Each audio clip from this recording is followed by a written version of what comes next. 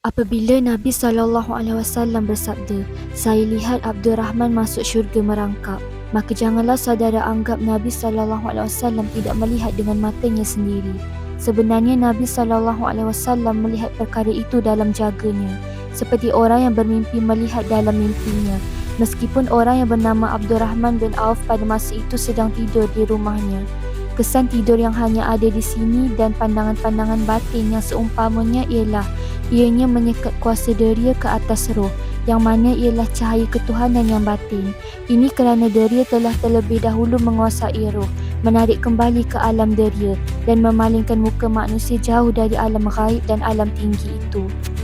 Tetapi dengan menyekat deria itu, setengah daripada cahaya kenabian boleh menjadi terang dan tetap, hingga deria tidak lagi menarik roh itu kembali ke alamnya dan tidak juga menguasai seluruh perhatian mereka.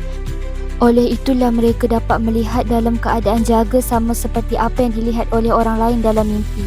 Tetapi jika ini telah mencapai kesempurnaan yang sebenarnya, maka tidaklah terhad kepada melihat bentuk zahir sahaja. Ianya melalui terus dari situ ke tanggapan batin, maka terlihat oleh semua orang itu bahawa iman sedang menarik jiwa atau roh seorang Abdurrahman bin Auf ke alam tinggi itu yang disebut syurga, dan harta kekayaan menarik roh itu ke alam rendah, iaitu dunia yang diduduki ini.